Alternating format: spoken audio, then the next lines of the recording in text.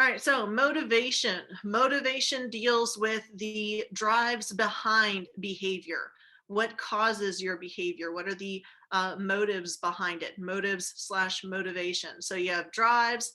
Hunger is one of those drives, and the hierarchy of needs when we talk about Maslow. Okay, so first we need to define what is motivation. It is a desire. Okay, you want something and it serves to energize behavior, to cause behavior. That's all motivation is. This deals with the why.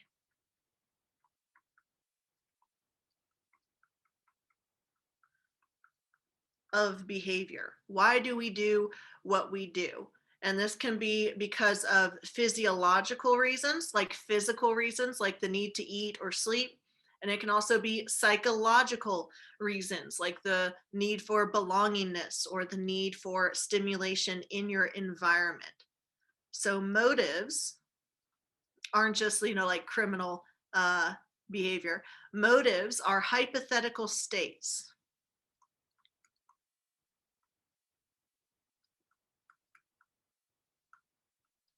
that activate our behavior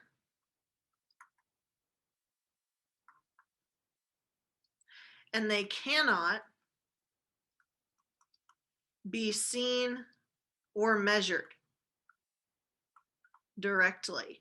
So behaviorists would say, no, we can't study motivation because it's not something objective. It's not something quantifiable. And if we can't see it and measure it, then it's not a science. However, cognitive psychologists would say, no, because we can infer what motives there are, or what motivatives there are, motivations, sorry, from behavior. So Tippy, for example, when she comes and screams at me, that could be there could be a multiple of motives behind it. Maybe their food bowl is empty, or at least it's not empty, but they can see the bottom of it, and therefore, by cat definitions, it's empty. Or maybe they don't like the new brand of food that I got them and they are voicing their displeasure, or their water bowl's empty. Tippy actually is really cute. She'll, hey, Kiara's nephew. Hey, boo boo. So cute. So Tippy will take her toys or like bottle caps and put them in her food bowl or her water bowl to let me know, hey, do your job. And like, this is what I'm not paying you for.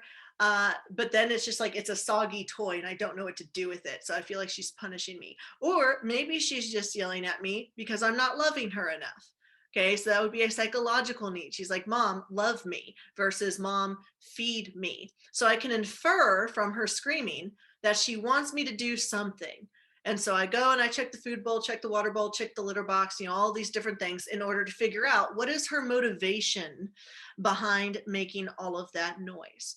Okay, so cognitive psychologists would say, yes, we can't see or measure the motives themselves, but we can figure out what the motivation is, if it's intrinsic or extrinsic, if it's physical or if it's psychological, by the behavior that is activated by those motives. Okay, so behavior psychologists would say no, cognitive psychologists say yes, we can study these. And so what types of things motivate us? Well, there's two categories that we're going to talk about in this class. We're going to talk about biological motivation. And so for this, you should think survival.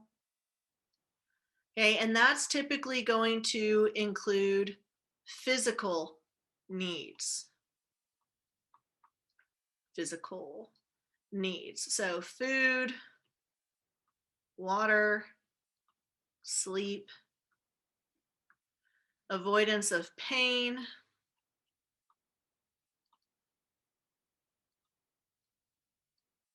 and elimination of waste. We need all of those things to survive. Okay. Then we have stimulus needs.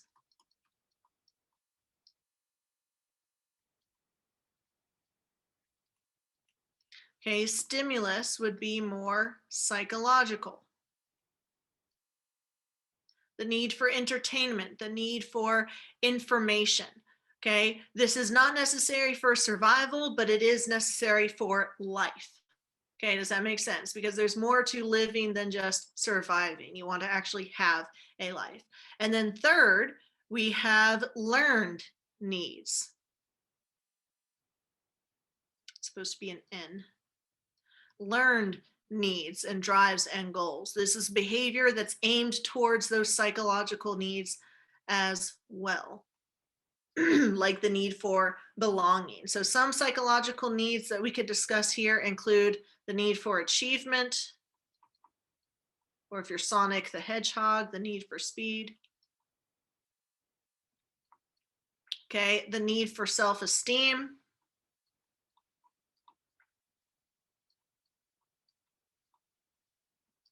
Belonging.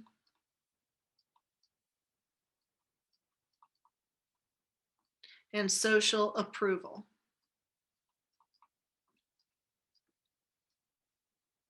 And I'm sure Wi-Fi falls somewhere in the learned needs. Okay, so this is what motivates us in order to carry out certain behaviors. Are we good? Okay, so you need to know the definition for motivation. You need to know what motives are and how we study them, even if we can't see them directly, and the types of things that motivate us, some of which are needed for life and some of which are needed for survival. Okay, two different definitions there. There are 5 major theories of motivation. They include the instinct and evolutionary perspective. So with that, it's that these behaviors were passed down in order to aid in our survival. So like our need to maintain homeostasis in our bodies means that when we get thirsty, that's our body saying you need more water. When we get hungry, that's your body saying we need more energy. So this is something that benefits our survival. The second theory is drive reduction. Okay, so when we have a thirst or a hunger for something, that is a drive that is necessary to survive, and we need to reduce that drive. Okay, meaning we need to satiate or satisfy that drive in order to stop those messages getting sent to us, like hunger pains. The incentive theory argues that we have learned these motives and these behaviors because we are rewarded for them. So this would fall into our last unit that we covered in unit 4 with behaviorism. Arousal theory is something that doesn't deal with anything untoward, okay? This isn't where we're going to talk about like the sexual aspect of the psychology curriculum. This is more so dealing with interests. Okay, we are trying to maximize what's interesting in our life. We want things that are challenging, but not too hard because then we get demoralized. And we want something that's doable, but not too easy, or else we get bored. Okay, so in some classes, you may take AP electives because you want to be challenged, or you may take the AP elective because you know it'll be an easy A. Okay, so, or any elective, like you take PE a second time. Okay, so we try to meet that middle ground of just interesting enough to keep us motivated, but not so hard that it consumes everything that we're doing. I took PE a second time. Yes, they've changed that now, so you can't do it, but I took PE my freshman year and my sophomore year because I really liked pickleball and volleyball. Like I didn't like the running the mile, that was the worst, but I liked playing the games. And then I also liked having that period, like if we weren't doing anything, then I could do homework or whatever. So like I really liked PE because it wasn't like Baldwin PE. It was under Coach Wright, and Coach Wright, made it fun. Nowadays, you can't take PE a second time. I'm not sure why. Maybe it's because we've got different requirements for the diploma than we had back in my day. Like back in my day, I could take regular calculus. And then now I think you have to take AP calculus. Should be a core curriculum. AP PE. I think they should get an AP common sense class. I would definitely take that. I don't know if I'd pass it, but I'd definitely take it. Sorry, Chandler. We could just APPE is just ape. Ape. We already have AFUG. And then the last theory that we're going to talk about is Maslow's hierarchy of needs, where you start at the bottom, and these are the most basic needs like water, food, shelter, and then you move up that hierarchy until you reach self-actualization, which is your peak as a human, where you have all of your needs met and you've transcended the rest of the human species. This is very difficult to get to. Okay, people like Gandhi or Abraham Lincoln or Eleanor Roosevelt, they're the people claim that they've reached that aspect of self-actualization. Most of us are going to be right below that. Or we could be at different periods of our lives at different levels, going up or down that hierarchy. Now, Abraham Maslow says you can't really skip levels. You have to go through them one at a time. But that's one of the criticisms of this drive reduction theory, is that you actually can drop from one to another or rise up from one to another. Does that make sense so far? The first theory of motivation, remember, as a review, we covered the definition for motivation, we covered what drives were, and those internal drives that we had that guide behavior. And so how do we study the things that guide behavior if we can't see the actual motives? And then, of course, there's different perspectives as to how do we explain motivation and its role in our survival. So the first theory that we're going to look at is the instinct or the evolutionary perspective. Now, an instinct is not learned. It is innate. It is inborn. It's something that you are born knowing how to do.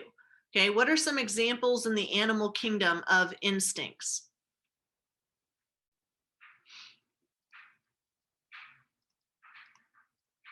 Breathing, not quite.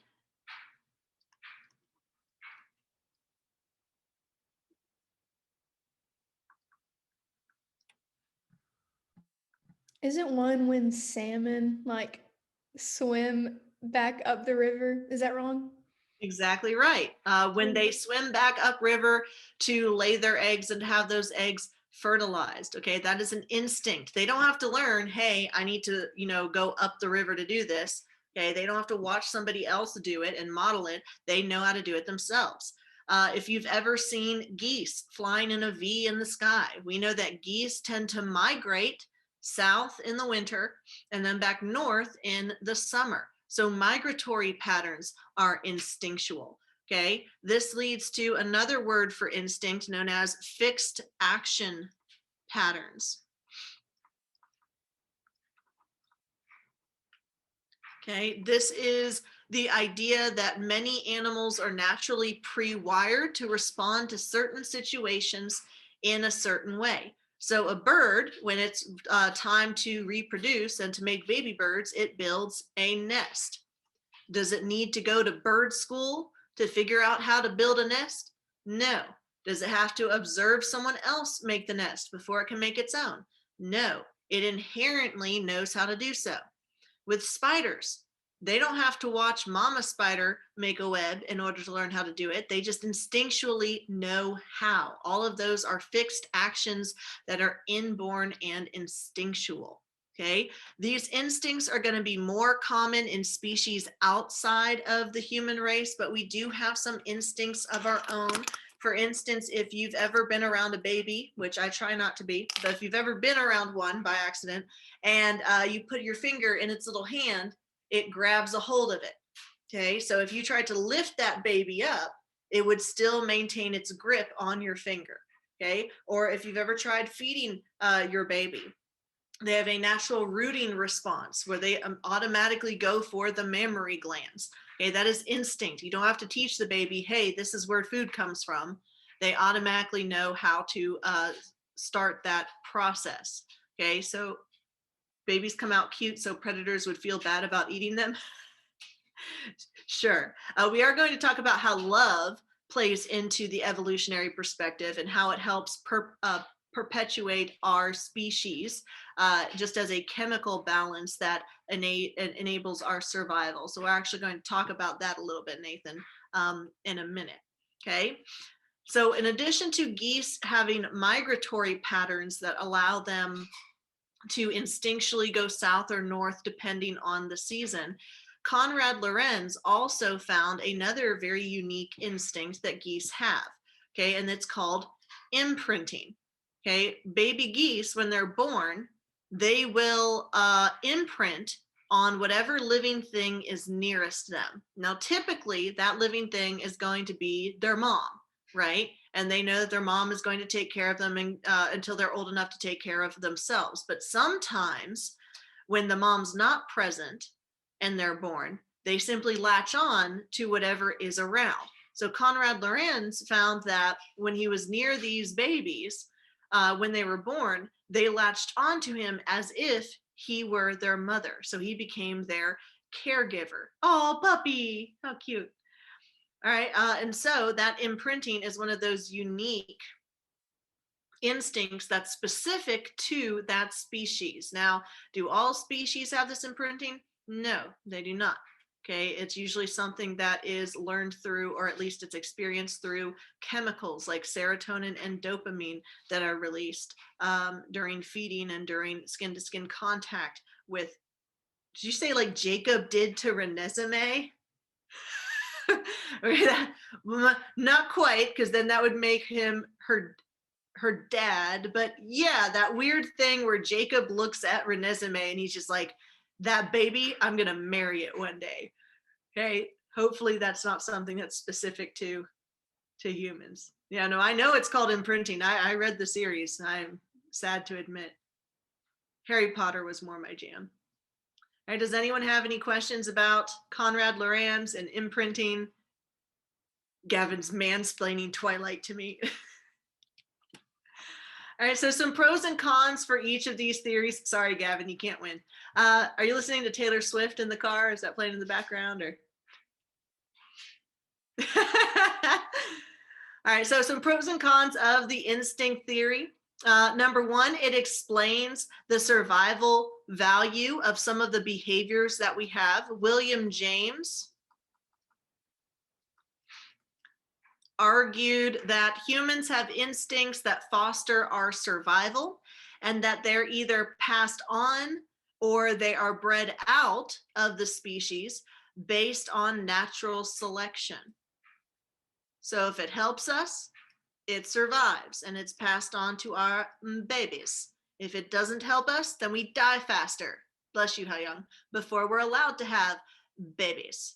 Okay, so some of these features that William James claimed we inherited as an evolutionary benefit include love,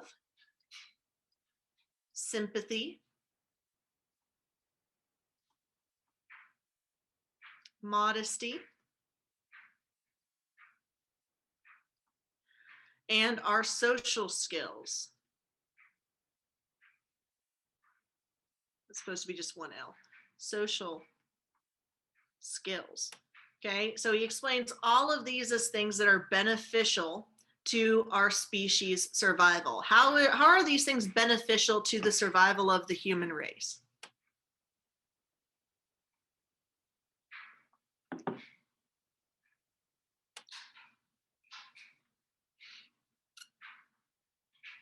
How does love keep me alive?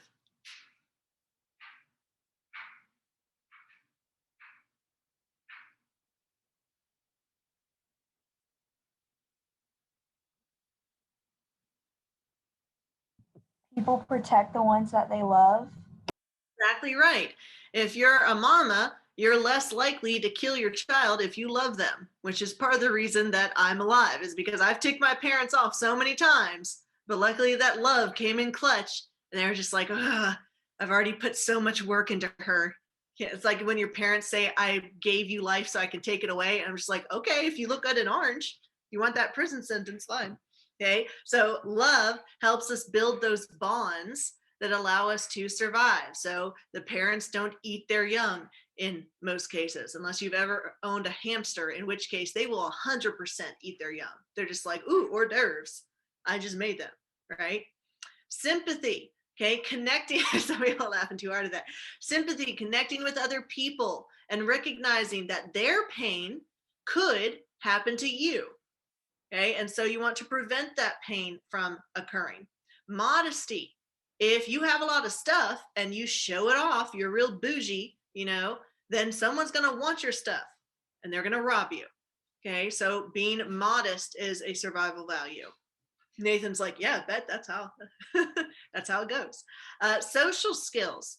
If you're in a group community, okay, some animals are, not social, where they hunt by themselves and they live by themselves. But if you're in a herd or a group, you're going to need social skills, because if you tick off the group, they're going to vote you off the island. Okay, if you annoy everybody, like you're just a bunch of cavemen and like you chew with your mouth open and that ticks off everybody else, they're going to club you to death. Okay, so you want to have good social skills so that you don't get kicked out of your social group. And so because those things are beneficial, William James says that under the evolutionary theory, that gets passed down to future generations. However, this instinct theory is too simplistic. It's too black and white, as in this is good, so it gets passed down. It doesn't describe the complexity of different human behaviors. For instance, altruism or generosity. Okay, giving away your stuff to somebody who has less stuff. Okay, how do we explain that as evolutionarily beneficial? You're giving away resources that you could be using, and instead you're giving them to someone else. So the instinct theory doesn't really describe or explain that. Also, the aspect of kin selection. Kin meaning family. This is a unique factor in which we have a willingness to take a risk for a member of our own species, even if we don't know them, even if we're not related to them, even if they've done nothing for us. When we see other humans suffer, we feel sympathy. Okay, when we see people succeed, we feel happy. So this is the idea, well, most of us, this is the idea that as a species, and some other species do this too, we are willing to help others. That doesn't benefit us evolutionarily. Okay, it's not a reciprocal thing there. Okay, not always. And so that isn't explained by this theory. Also, speaking of reciprocity, which is a fun word to say. This is the idea of giving and taking, a mutual exchange, rather than just survival of the fittest, the strongest get everything, and the weak serve the strongest. Instead, we are generous, and we keep the lower members, or the I guess it would be more the disadvantaged members of society. We often aim to help them and to bring them along with us, rather than simply, jumping ship and abandoning. Now, this isn't something that is unique to just humans. This is also something that we see in other areas of the animal kingdom, which is why it's movie time. So roll out the VHS. So in this particular video, the BBC was studying a group of monkeys, a particular species. Now, if you're observing an animal or you're observing a person, they're likely to respond to being observed. So you may not get their actual natural behavior. So to get around this, they created a robot monkey, a baby robot monkey. And they put it amongst the group and then left, and had a little camera in its eye so it could observe what was going on, hiding amongst the midst of them without being recognized as a camera, right? However, they had an unexpected event occur as a result of this fake baby monkey. And it shows the complexity not only of the humans, but also of our close relatives in the DNA pool, and how we could have those similarities even in terms of emotion. So are y'all ready? Yeah, party time. In Rajasthan, the temple langurs have taken Spy Monkey into the heart of the family. But some are keen to take the budding relationship to the next level and are getting a little too familiar. One seems to want to babysit her.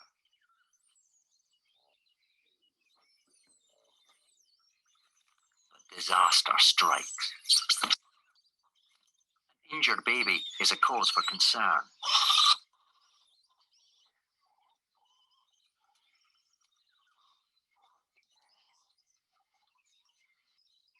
Miss Langer seems to believe she's died. Then, something extraordinary happens.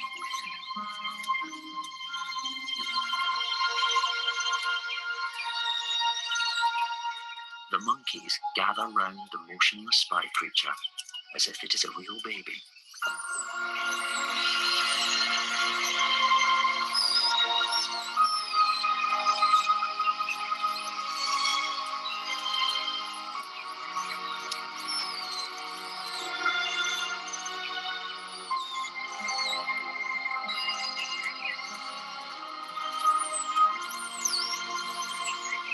They react just as they do when their own babies die.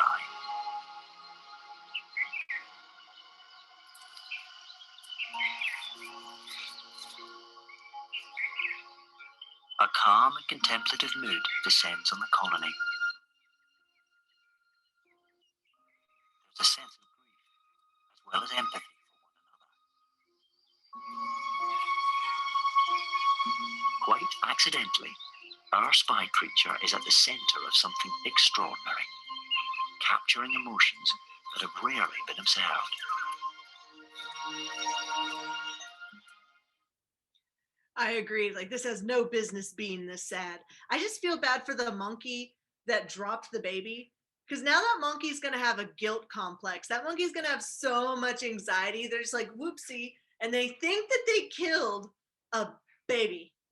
Like, I don't know how that monkey's going to get over it. Right. But this is just to show that, it's not just humans that have complex emotions. It's also other species. Yeah, the hugging was so sweet. They were just like, oh, like, stay close. I want to make sure that you're okay. Elephants do the same thing, too. They will hang around the body of a fallen comrade for like a day before moving on. And so they grieve as well. And I've seen some evidence of cats grieving too, like when they lose someone that they've been around for a long time, or like a brother or sister from their litter, like they get really upset. Emily wasn't upset when Jimmy died though, because she just didn't really like, she didn't like Jimmy too much, I don't think. So she probably like, yes, finally. And then I got another cat and she's just like, ugh, again. Can monkeys develop depression? Yes.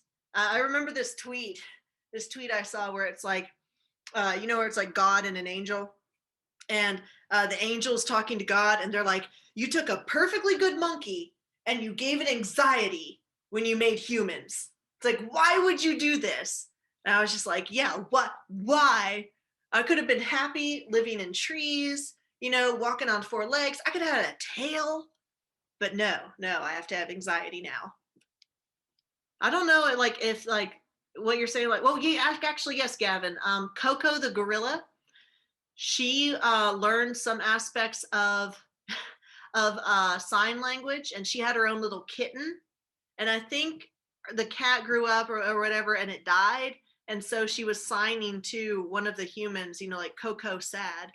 So I think that, yeah, they've discovered some similar elements. Feet thumbs would be cool. Well, I think that's like our big toe, but we just aren't able to grip as much with it. Embrace tradition, return to monkey. Yes. Let's go. I'm gonna go be like Tarzan. It's weird though? Tarzan lives in the wilderness all that time and he never grows a beard. Like, he's just like always clean shaven. It really makes you think. This is why I can't be alone with my own thoughts. This is what happens. Alrighty. The next theory that we're going to talk about is drive reduction theory. Okay, so question: how do you know when it's time to eat or drink?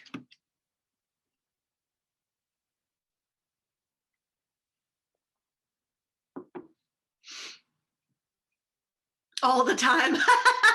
Anytime is eating time. I like the way you think, Matthew. Well, according to the drive reduction theory, we have an internal balance called homeostasis. Homeo means the same, stasis means status. So we have an internal balance within our body that we try to maintain at all times. You don't want to be too thirsty. You don't want to drink too much. Either way, you could die. Did you know you could drink too much water and die? but you can also not drink enough water and die. Same thing with food. If you eat so much that your stomach bursts open, it's not a good look, right? And so how do we maintain that balance? Well, that's where we get drives coming in. Okay, thirst is an internal drive. Hunger is an internal drive that leads to behavior. And the point of that behavior is to get back to homeostasis, to release that tension, to stop the hunger, to stop the thirst, and go back to a nice and even balance. Okay, and so these drives, which are a type of motivation, okay, are a state of arousal that causes tension that we need to resolve by meeting some need. So we've been deprived of something that we need to live, and that unbalances our internal balance. Okay, Freud believed that tension motivated humans to behave in ways that restore us to this resting state. Okay, so Freud believed that there was a tension internally that we tried to balance with behavior. So those drives motivate our behavior. Okay, so you can have a drive for hunger, sex drive, drive for thirst, okay, anything that is internal. And that's the key thing you need to remember about this theory, is that it deals with internal forces, not external forces. So this isn't like, oh, we're getting rewarded or we're getting punished. It's simply we have a need that has to be met. And our goal for our body is to eliminate all of those drives. Because if we don't have any drives going on, then there's no tension. We're at a resting state. We are fine. Okay. But if we have a drive, that drives us to behavior in order to meet that need. Does that make sense? Does anyone need this slide? Okay.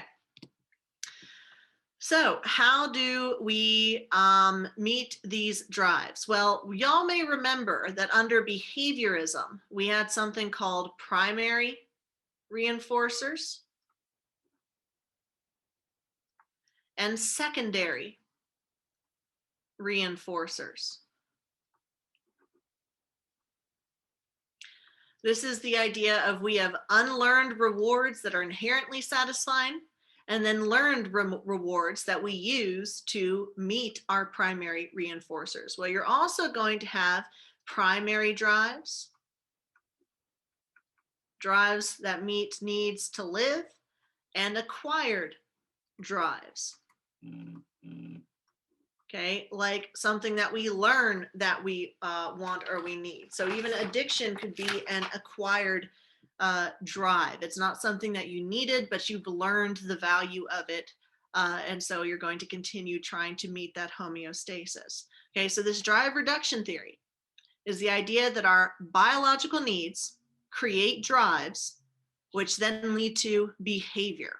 So being thirsty, that is a physical need. It creates thirst, the drive to get water or to get something to drink. So this is a primary drive.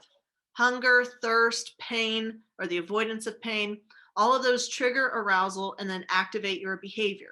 With acquired drives, you gain those through experience, okay? And they help to fulfill primary drives. Like if you have an acquired drive for power or fame or money, okay? All of these things can be used to meet your primary drives. Money buys food, money buys drink, okay? So that would be secondary. This is unlearned, it's innate. This is learned or acquired through experience. Now, once you meet that behavior, once you get that behavior of drinking water, the drive is reduced, and then you go back to your resting state of homeostasis. This is our tendency to maintain a steady internal state. A steady internal state. Would love be primary or acquired? Technically, it's not a physical need to survive, So I would list it under acquired, unless you're counting it as sex drive, in which case it would be primary. Okay, but I think that William James would argue that love would follow under that acquired drive. Does that make sense? Okay, so what are the pros and cons of this theory? The benefits is that it answers human behavior and the reason that we have primary drives. The answer to why do we drink and eat and do all these things, why do we have these behaviors that drive us to hunt or to gather, is because we are trying to meet those biological needs. We're trying to get into a state of homeostasis, a balanced internal state. But if it explains the internal, it lacks explanation for the external. Okay, so do we do everything because we're trying to meet needs? No, sometimes we do things to meet wants. Okay, like we addressed biological needs, but those aren't the only motives that we have. We also have stimulus needs or stimulus motives. Organisms try to find or seek novel stimulation, interesting things, something that keeps the mind active. That is not addressed in homeostasis.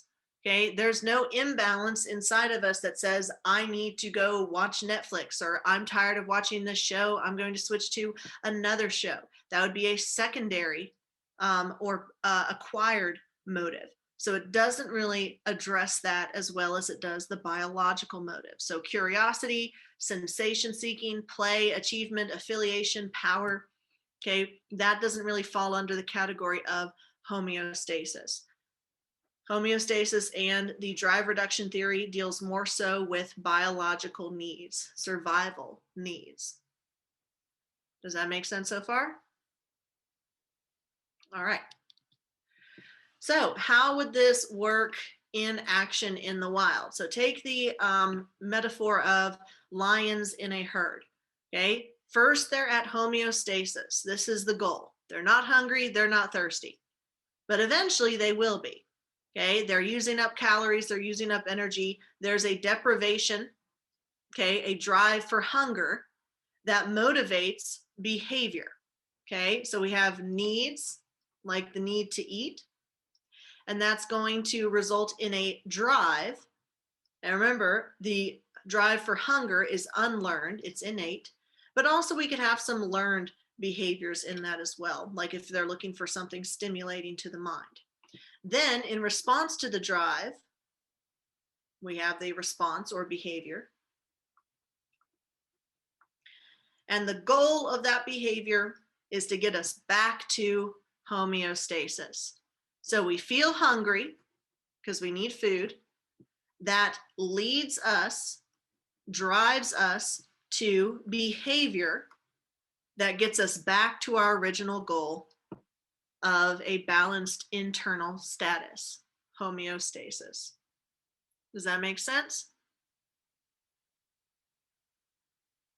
Does anyone need this slide?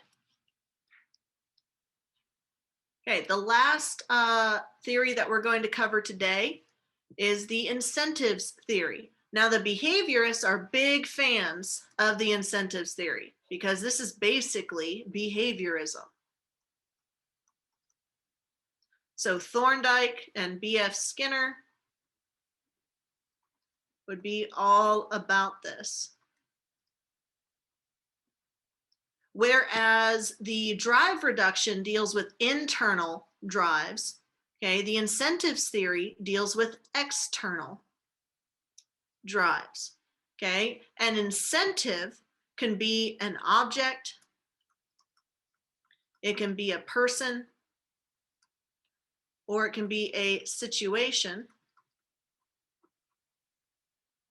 that can satisfy a need or a drive. So it could be a positive or negative external environmental stimulus that motivates our behavior. Okay, so money is an incentive. Avoiding a beating is an incentive.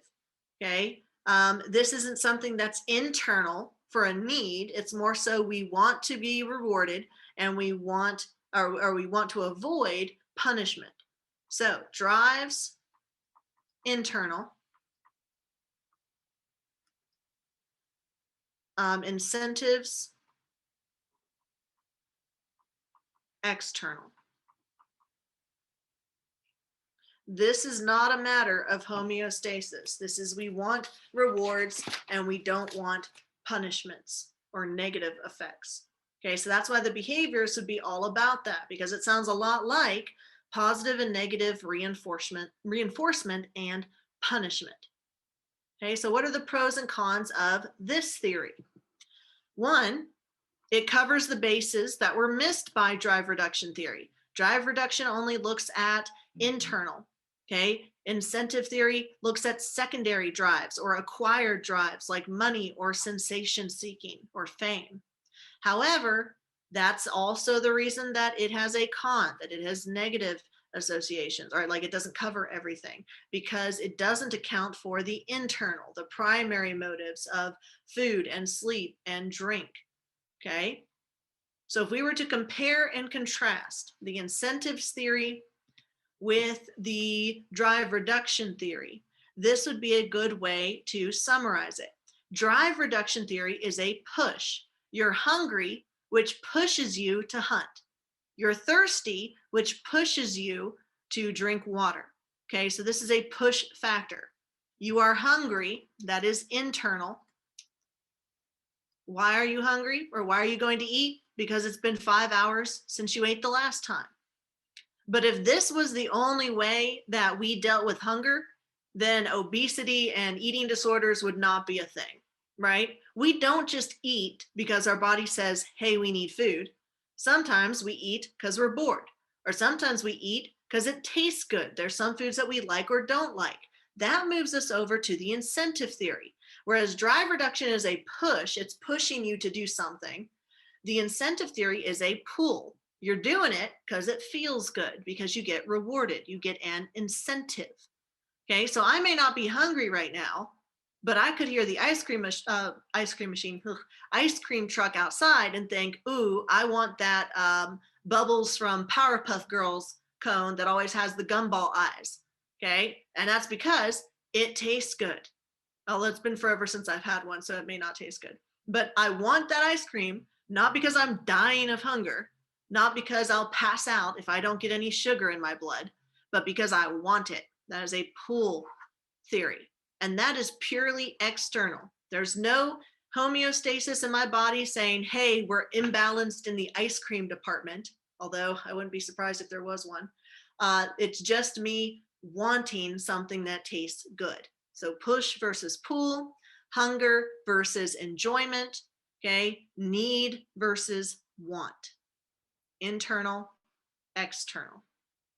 Does that make sense? Okay, this has to do with arousal in terms of interest, okay, in terms of you paying attention to something. And so here's the general idea behind the arousal theory.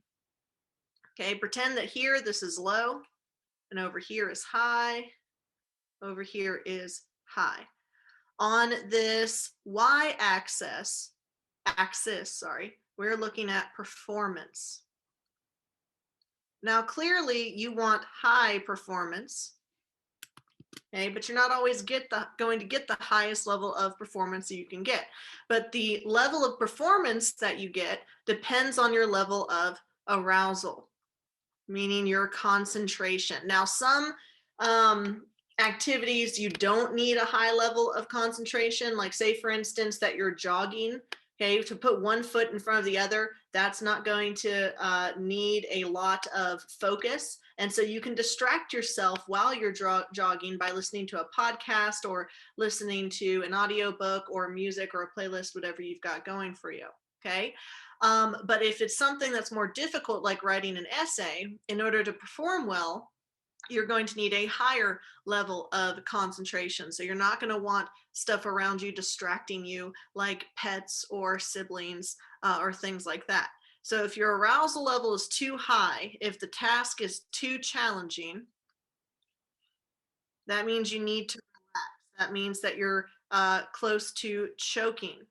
Okay, like if you've ever played a sport and you've got to take the shot, okay, and the crowd gets too loud and they're you know, talking smack, and then you're like, oh man, I missed the shot because of that on the free throw line. Hold on, Spencer's here. No, I already marked Spencer. Sarah, that was who it was.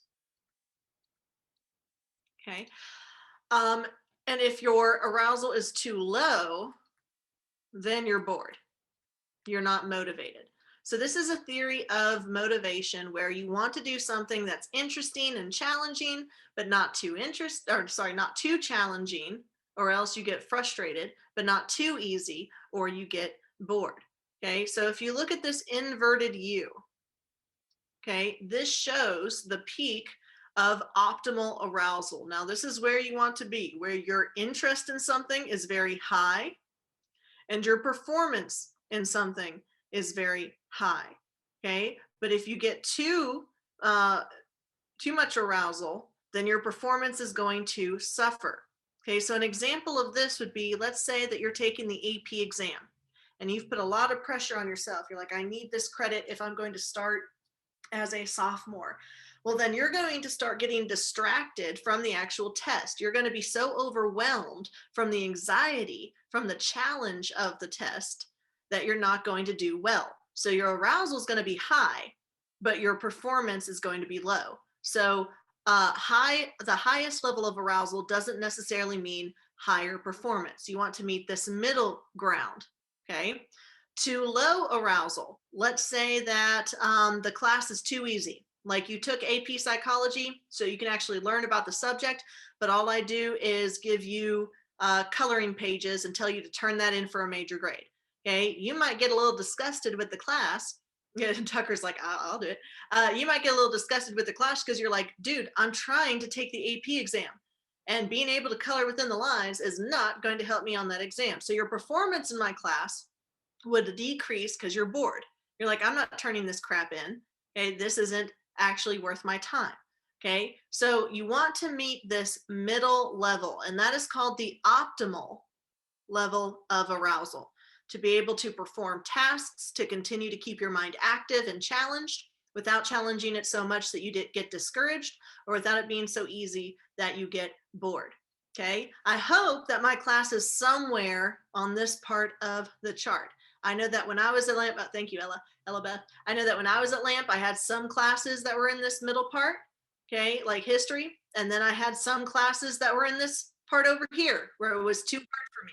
And so I got discouraged, like physics or math or chemistry. Okay, it was not my thing. It was too challenging, and I stressed out about it. And so my performance suffered. I've also had classes that are too easy. Like you take a health class and it's just worksheets. You don't really learn much. You just check off the boxes and turn in what you've got to turn in. So this motivates behavior, and that it talks about our need for stimulation, okay, our need for curiosity and interaction with the outside world. Okay, and remember, arousal doesn't mean anything sexy. Okay, it just means wakefulness and attention.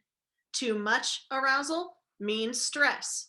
Too little arousal means boredom. Okay, now everyone has a different level of optimal arousal. There are some people who have a very high threshold. So if they want to feel anything, okay, they've got to do something dangerous, like jump out of a plane and parachute or climb mountains or something. I'm not a person with a very high level of optimal arousal.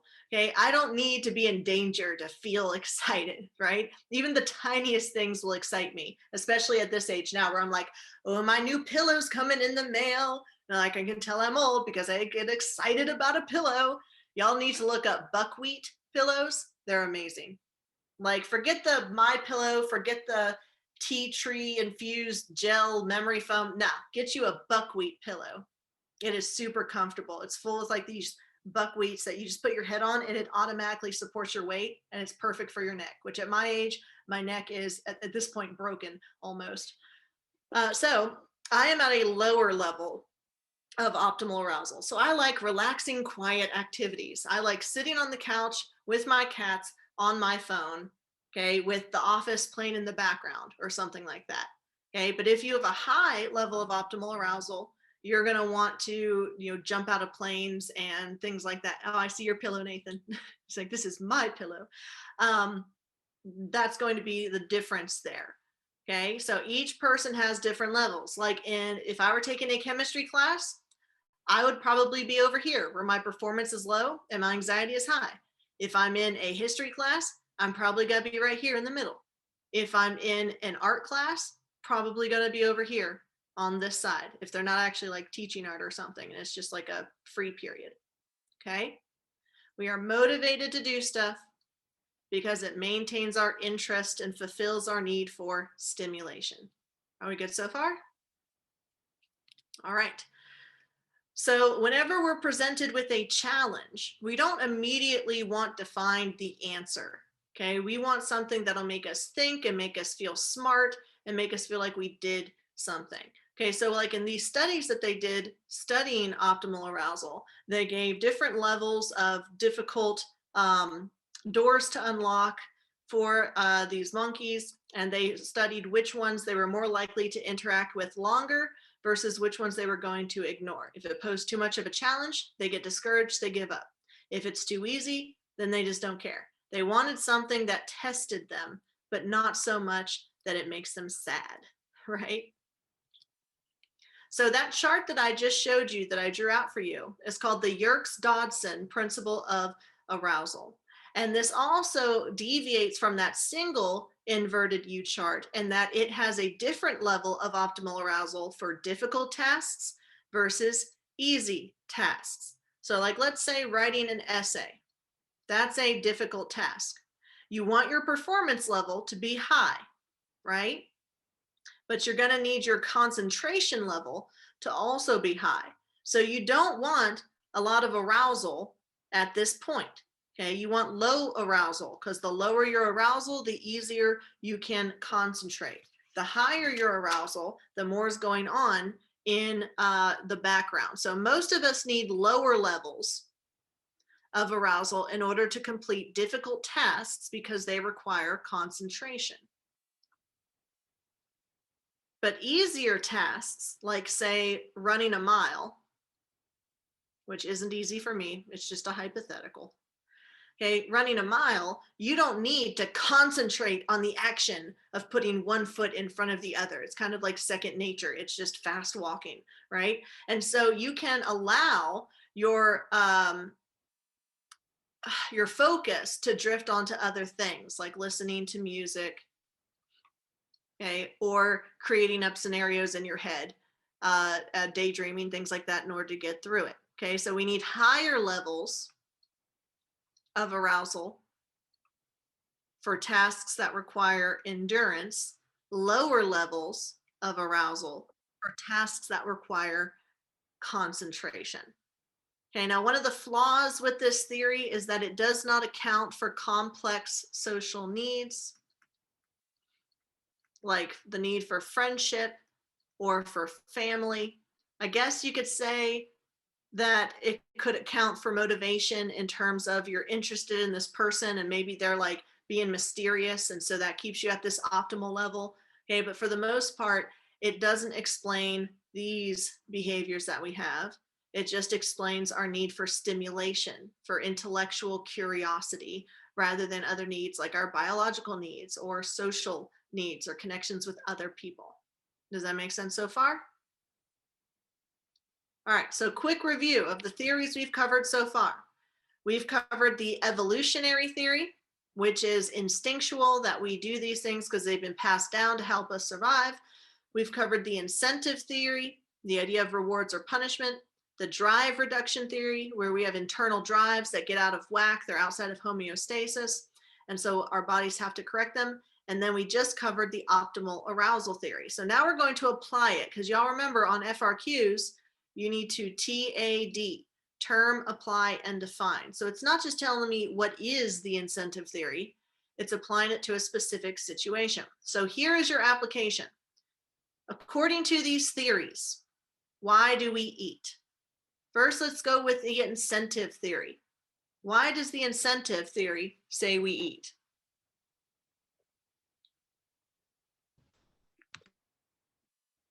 Because it would taste good. Because it tastes good. It's about palatability. Palatability. Is it because we're hungry? No. It's because we want to eat, because eating feels good and it fills the void in my soul. Okay, so ice cream, dessert. If it were just a matter of hunger, then we would just eat whatever was most convenient or was already there. You could just eat pieces of bread and be fine. But we're incentivized through dopamine to eat certain things over others. So it's behaviorism. It's the focus on a reward. We're not eating because we're hungry. We are eating because there is some sort of positive benefit associated with it. Like in this example, it shows someone in a hot dog eating contest. Okay, are they doing it because they really like hot dogs and they're hungry? No, they're doing it because for some reason they want to be the person who can eat the most hot dogs in the shortest amount of time. I mean, you do you. If that's your goal in life, then more power to you. What about drive reduction theory? This would argue that we eat, you eat hot dogs because you hate them. Like, yeah, I want to destroy them. It'd be like the weirdest reason to be a vegetarian. So it's not that I love animals, it's that I hate plants. And they deserve to be crushed beneath my luxury bones. Because that's all teeth are. They're luxury bones. Regular health insurance covers our, like, if we break an arm or something, it covers that. But then you're telling me we have to get an extra insurance, we have to get dental too. These are bones. Fix the bones. Should not be a separate insurance. Okay, anyway, tangent over. Drive reduction theory. Why do we eat? Because we're hungry. Because we're hungry. Okay, we have hunger drives. And that hunger drive goes out of homeostasis, and it is our goal to maintain homeostasis. We want to get that balance internally. Okay, so it's not a matter of we eat because it tastes good. We eat because we are uncomfortable with being hungry. Okay, what about optimal arousal theory? How would that describe why we eat? Or what we eat?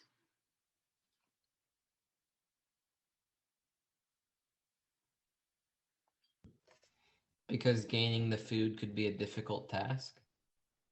Okay, boredom. So yeah, it could be because it's challenging for you to make a certain dish. Like if you're a culinary artist and you're like, oh, those people at Subway don't have anything on me.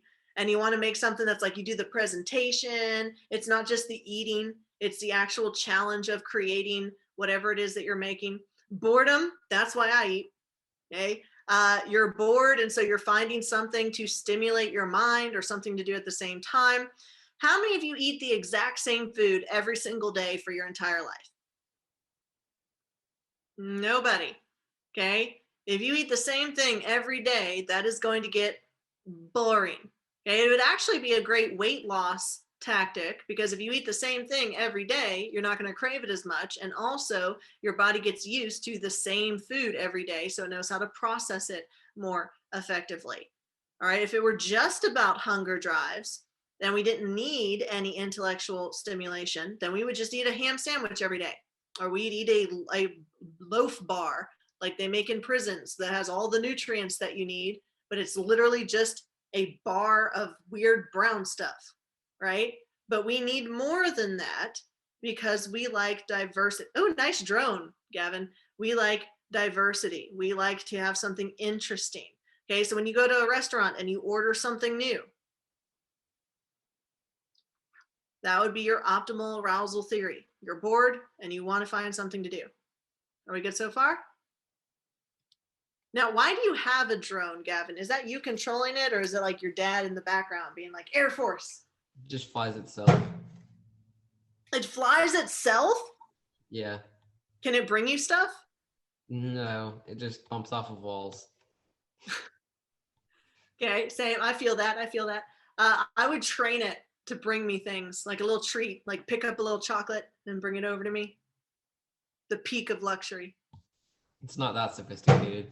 Not yet. Not with that attitude. That's your homework for tonight. Train your drone how to bring you stuff.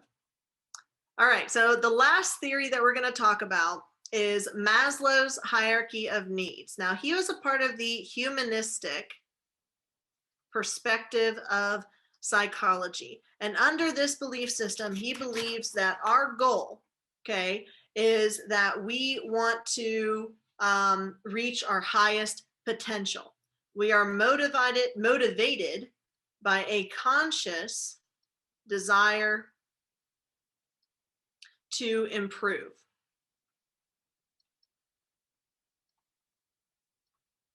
He didn't like the behaviorist model of, oh, we just want punishments or rewards. He didn't like the evolutionary model of we're just doing things to survive and then we die and that's it. He believed that there was something more beyond that, that we strive to be our best selves. So this is more than just us being mechanical or simply aimed towards hunger reduction or drive reduction or survival. Okay, we are more than that. And our ultimate goal at the top of the hierarchy is self-actualization. And that's going to include autonomy, so being independent, being trusting of yourself and of others, being creative, and being free of biases. But you don't just automatically get up to level 5. You have to start at the bottom and work your way up. And not everyone is guaranteed to get to this level of self-actualization. This is actually very difficult to get to. So you basically have to level up before you have a chance of becoming self-actualized. But this is our ultimate goal as humans. So y'all may remember us looking at this when we were doing our motivation journal yesterday. The first needs are your most basic needs. The survival needs, the physical needs. You need food, you need water, you need shelter, okay? You need to decrease your anxiety and feel stability, okay? This is where a lot of people are having difficulty with the pandemic, okay? Losing employment, losing their homes, losing their ability to feed and clothe their family. And most of us yesterday in our journal said or self-identified as being on level 3. We've met the belongingness and love needs. We have friends, we have family or cats in whichever case. And then we can move up from that level to the esteem needs, where we are confident in ourselves, we are independent, we are achieving our goals. Okay, that is a part of esteem needs. Self-actualization is when you've met your full potential. Now at y'all's age, probably haven't done that. You still have the rest of your life to meet your full potential, full potato. But maybe I've maybe I've met my full potential. I met my final goal of becoming a teacher, but it doesn't end there. I have to actually continue teaching. So I have a long career ahead of me. Okay, so maybe one day I'll get here due to my achievement of my life goals, but I would still have to work on self-actualization. And there's actually another part of self-actualization called transcendence.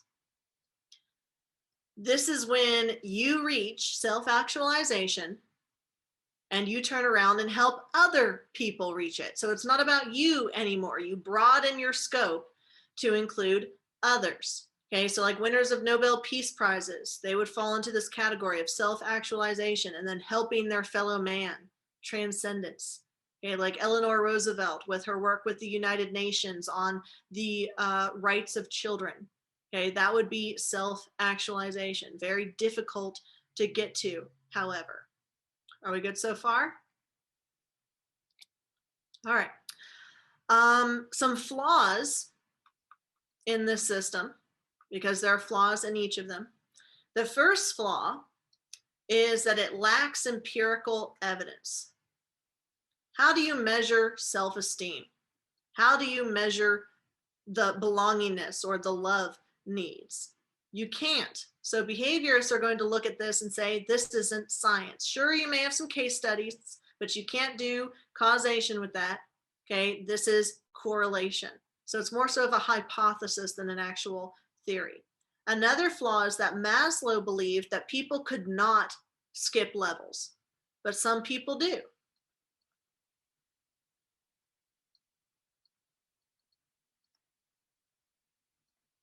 Okay, you could skip from here to here.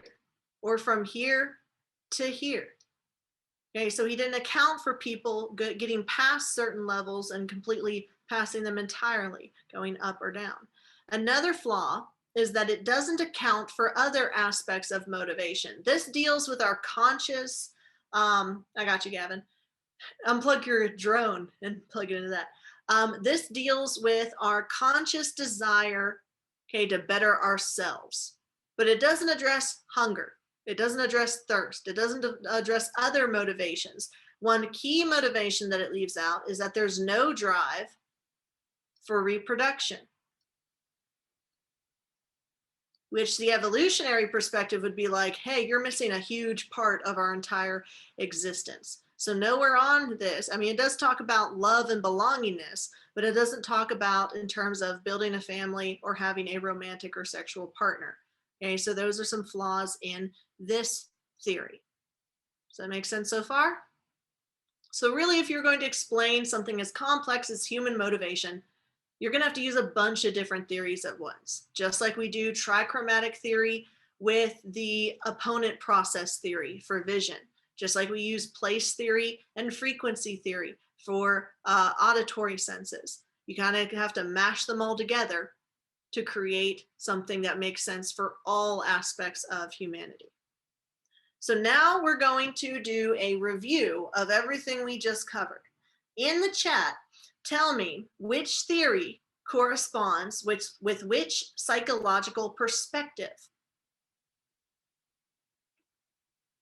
Which school of thought would each of these theories go under?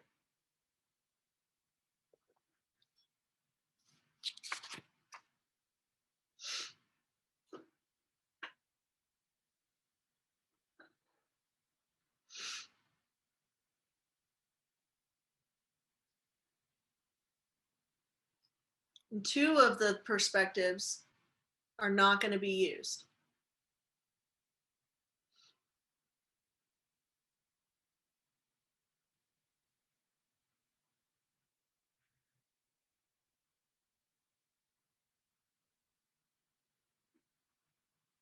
One is B. Good, Elabeth.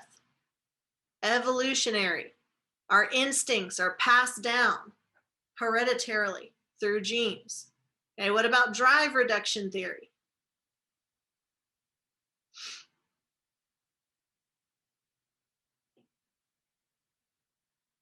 Good, it is G. Good job, Nathan.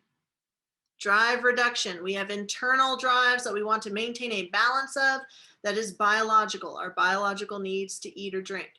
3F, good, Tucker. Incentive, as in reward.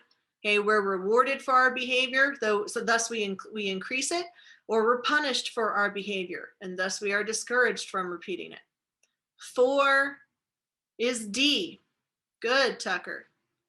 Because this deals with our need for stimulus, intellectual stimulus and curiosity. And then 5 is A. Good. The hierarchy of needs is humanistic. What does the psychoanalytic perspective mean? What are some ideas or some leaders in that realm?